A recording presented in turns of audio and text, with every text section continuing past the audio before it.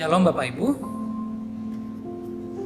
Senang sekali kita berkesempatan untuk merenungkan kebenaran firman Tuhan bersama-sama. Saya akan berbicara tentang satu hal yang sedang happening belakangan ini, yaitu sambutan meriah.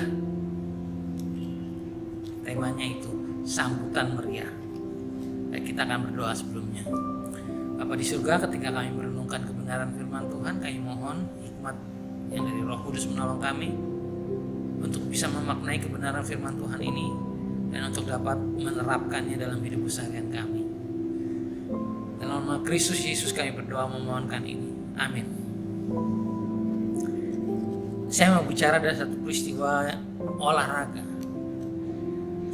Supporter klub sepak bola PSG, Paris Saint-Germain, menyambut kedatangan pesepak bola profesional Lionel Messi yang pindah dari Football Club Barcelona. Publik Paris, tempat PSG berdomisili, tidak sekadar welcoming ya, menyambut, tapi bahkan mengelulukan Messi. Klub-klub lain yang berkompetisi dengan PSG juga antusias menyambut kedatangan Lionel Messi dalam Liga Prancis. Mereka berpendapat kehadiran Messi akan meningkatkan kualitas para pemain dan kualitas kompetisi di Liga Prancis. Karena Messi membuat sepak bola menjadi indah dan mempesona. Sambutan meriah pantas diterima. Dalam suratnya, Paulus meminta jemaat di Filipi dalam Filipi 2 untuk menyambut Epafroditus. Saya bacakan untuk kita. Jadi sambutlah dia, Epafroditus, dalam Tuhan dengan segala sukacita dan hormatilah orang-orang seperti dia. Sebab karena pekerjaan Kristus ia nyaris mati dan ia mempertaruhkan jiwanya untuk memenuhi apa yang masih kurang dalam pelayananmu kepadaku. Paulus menghendaki jemaat di Filipi menyambut Epafroditus sebagaimana mereka menghargai dirinya, atau sebagaimana Paulus menghargai Epafroditus. Dari bacaan ini kita bisa menarik kesimpulan jemaat di Filipi bersepakat dengan Paulus. Tentu saja ukuran penghargaan kepada Epafroditus berdasarkan sudut pandang dan pengalaman Paulus bekerja bersama dengannya. Itu yang menjadi dasar Paulus meminta jemaat di Filipi menyambut dengan gembira dan menghormati Epafroditus. Namun hal yang ganjil terjadi di Jakarta juga beberapa waktu lalu.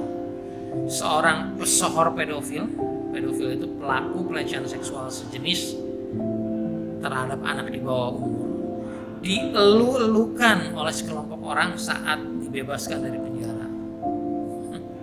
Orang ini pun tampil bangga seperti selebriti yang memenangkan penghargaan dalam ajang seni bergengsi.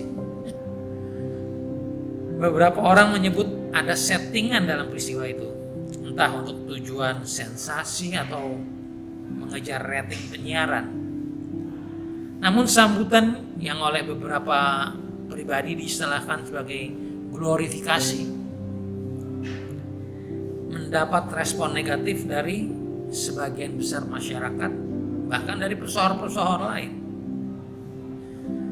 Pemerhati masalah sosial dan beberapa psikolog menyebut sambutan terhadap mantan napi ini sebagai gambaran dari masyarakat yang sakit. Si mantan napi berperilaku sakit, penyambutnya berperilaku sakit, dan tidak kalah sakitnya media yang menyambutnya, yang meliputnya. Hingga saat ini memang banyak anggota masyarakat kita yang terpapar COVID-19. lebih dari 1 tahun kita hidup dalam tekanan psikologis akibat pandemi berkepanjangan ini. Tapi apakah karena itu sebagian masyarakat kita juga berperilaku sakit dengan mengeluh-elukan mantan napi yang pedofil? Dalam kasus ini sebenarnya ada virus yang lebih berbahaya dari COVID-19, yaitu virus sikap permisif terhadap pelanggaran etika moral. Bahkan bukan cuma permisif kata sebagian orang terhadap dosa ya masyarakat kita. Sekelompok orang ini justru mempromosikan dan mengglorifikasi pelaku atau perilaku yang menabrak etika dan moral masyarakat. Sangat disayangkan. Yesus berkata dalam Matius 10 ayat 41, barang siapa menyambut seorang nabi sebagai nabi, ia akan menerima upah nabi. Dan barang siapa menyambut seorang benar sebagai orang benar, ia akan menerima upah orang benar. Lalu apa upah para penyambut pesohor pedofil itu?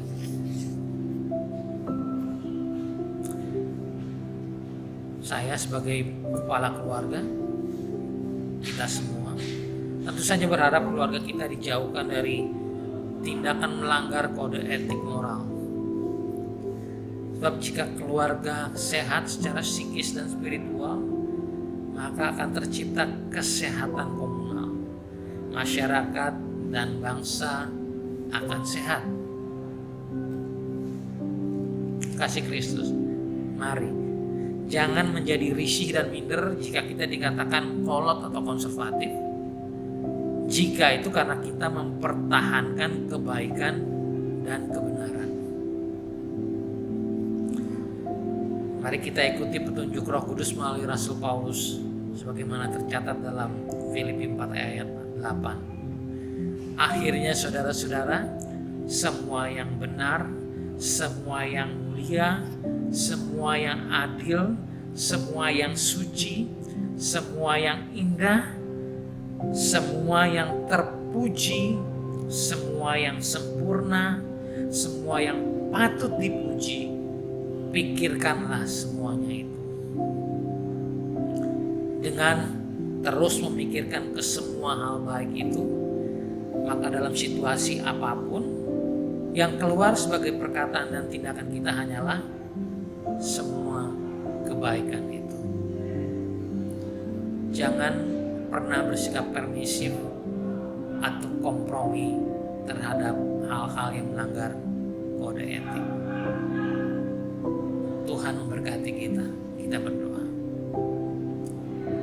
Tuhan, biarlah kebenaran firman-Mu menuntun kami di tengah dunia yang serba tidak pasti, bahkan nilai-nilai yang terus bergeser ke sana ke sini.